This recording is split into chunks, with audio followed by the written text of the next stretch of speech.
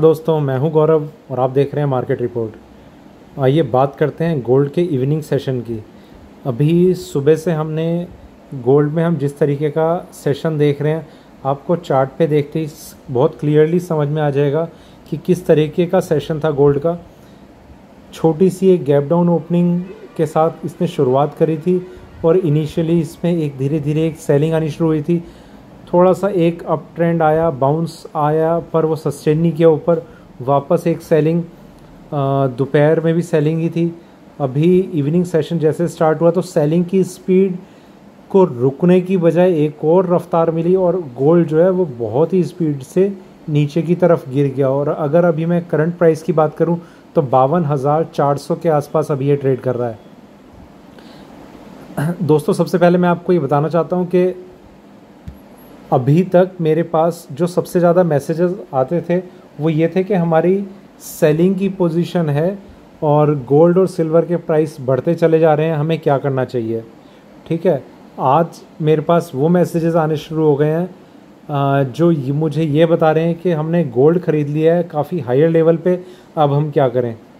देखिए दोस्तों, मैं ये जो वीडियोस बना रहा हूँ इसमें आप खुद ये चीज़ नोट करते होंगे कि मैं कुछ पॉइंट्स पर हर बार स्ट्रेस दे रहा हूँ, और वो कौन से पॉइंट्स हैं कि आप स्टॉप लॉस ज़रूर लगाओ। ये इससे कोई फ़र्क नहीं पड़ता कि आपने मार्केट के अगर अगेंस्ट भी आपने ट्रेड कर लिया है तो ज़्यादा से ज़्यादा ये होगा कि आपको लॉस में आपको निकलना पड़ेगा।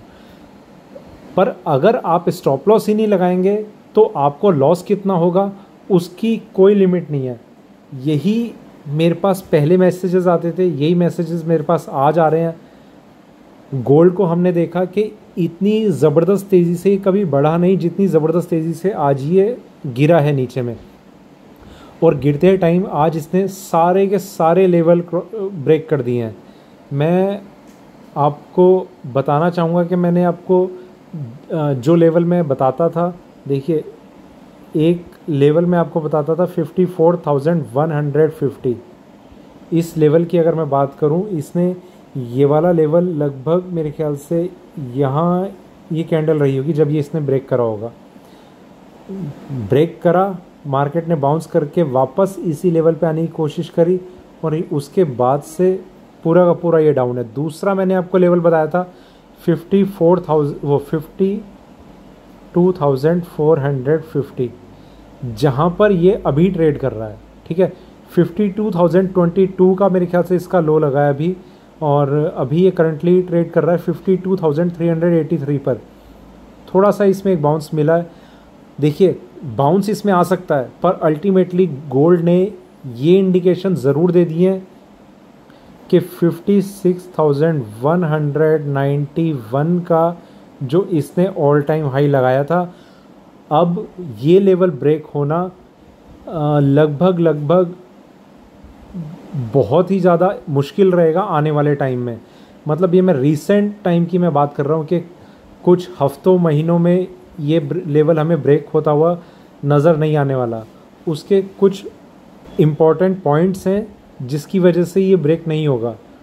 देखिए, पहली चीज़ अगर आप नोट करेंगे बहुत ही क्लियरली ये चीज़, अगर आप रुपी डॉलर का चार्ट अगर थोड़ा सा एनालाइज करेंगे तो आप देखेंगे ये रुपी बहुत जल्दी एप्रिशिएट होने वाला है डॉलर के मुकाबले। मतलब अभी चार्ट्स में ऐसे इंडिकेशन आ रहे हैं और वो उसी के वही इंडिकेशन हमें गोल्ड पे नज़र आ रहे हैं। उसका रीज़न ये होता है, देखिए मैं आपको चार्ट के थ्रू समझाता हूँ थोड़ा सा। हम 1 घंटे के चार्ट की तरफ चलते हैं, थोड़ा सा इसे छोटा कर लेते हैं। ठीक है, इंटरनेशनल मार्केट में कॉमेक्स में इसका जो हाई लगा था वो 20.75 के आसपास का कुछ एक हाई लगा था।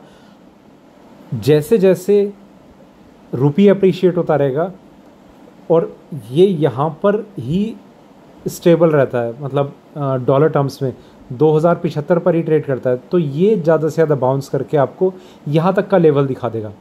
तो ये चीज़ मानी जाएगी कि ऑटोमेटिकली इसका जो प्राइस लेवल है वो यहाँ से यहाँ पर आ गया।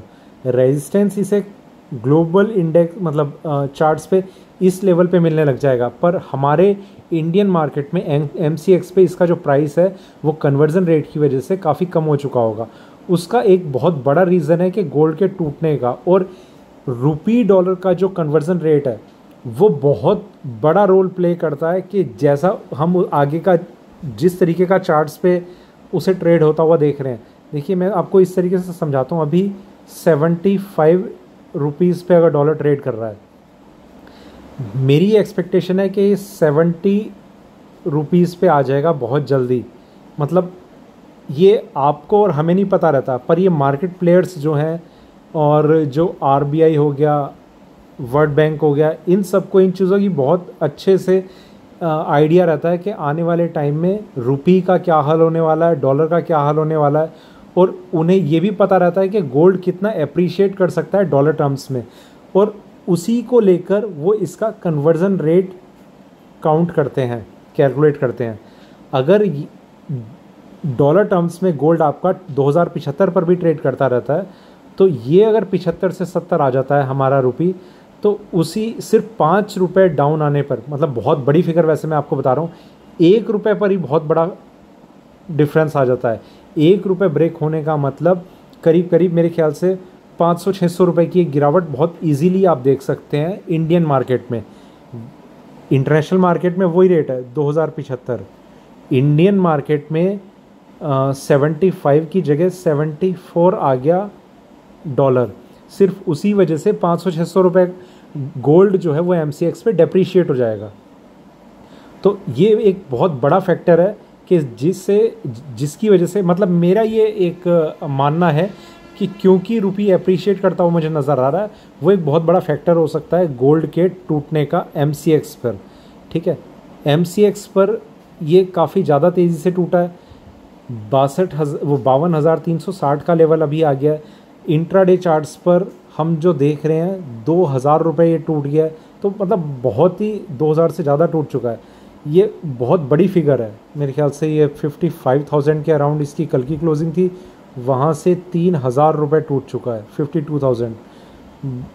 मतलब गोल्ड में इतना बड़ा क्रैश इससे पहले कभी नहीं आया। 2000 पॉइंट टूटना, 3000 पॉइंट टूटना गोल्ड की हिस्ट्री में बहुत एक बड़ा लेवल है। और ऐसा नहीं है कि सिर्फ MCX में ही टूटा है, पर इसके टूटने का देखिए, दूसरी चीज़ मैं आपको ये बताता हूँ, इंडियन मार्केट का जो वॉल्यूम है वो सिल्वर में वर्ल्ड में नंबर 1 पे है। शायद आपको नहीं पता होगा, पर MCX पर सिल्वर जितनी ट्रेड होती है वो बहुत बड़ा वेटेज है सिल्वर का MCX ट्रेडर्स का। तो सिर्फ हमारा अकेला एक्सचेंज पूरे वर्ल्ड की सिल्वर को ऊपर या नीचे करने की हिम्मत रखता है। ये आपको सुनकर ज़रूर हैरानी होगी, मैं गोल्ड के लिए मैं ये बात नहीं कर रहा, पर सिल्वर में ज़रूर मेरा ये मानना है कि अगर सिर्फ MCX पर सिल्वर बिकने लग जाएगी तो पूरे वर्ल्ड में हम एक डाउनसाइड देख सकते हैं सिल्वर में। तो इंडिया का मार्केट बहुत बड़ा रोल प्ले करता है सिल्वर में। आप अगर थोड़ा सा इन चीज़ों पे नज़र डालेंगे तो आप देखेंगे कि सिल्वर में जब भी कोई तेज़ी आई है तो MCX का रोल उसमें बहुत ज़्यादा रहा है।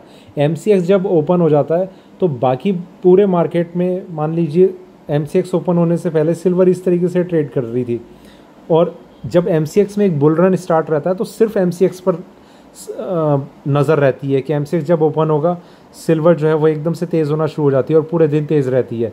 वापस वर्ल्ड मार्केट मतलब MCX क्लोज हो गया, सिल्वर जो है वो फिर से उसी तरीके से या फिर डाउन आ जाती है, फिर MCX ओपन होगा, सिल्वर ऊपर भागना शुरू कर देगी।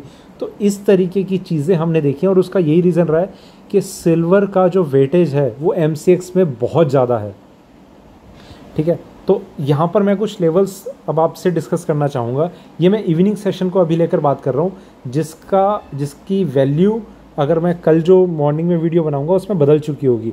देखिए अभी अगर इसमें एक बाउंस आना शुरू होता है तो इसका रेजिस्टेंस 53,377 पर है। ठीक है, 53377 ये इसका पहला रेजिस्टेंस लेवल है।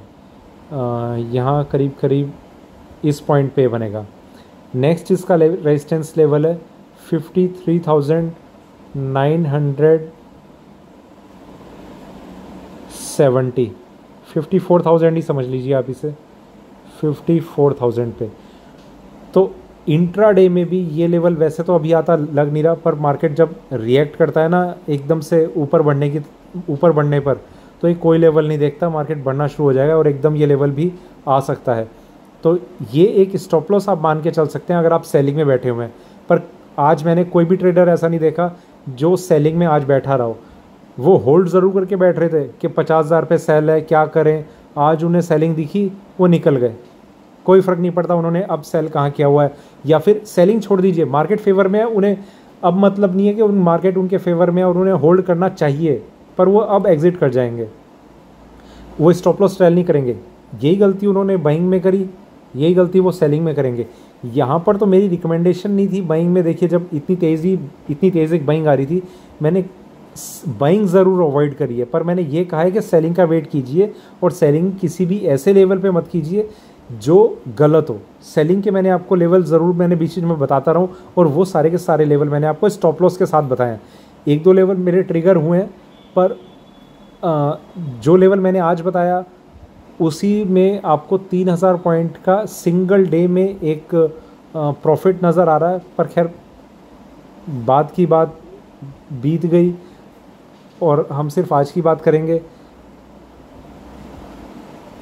एक लेवल जो मैं आपसे बताता रहा हूँ 52,450 का, अभी देखना ये होगा कि गोल्ड इसके नीचे क्लोज़ होता है या नहीं होता।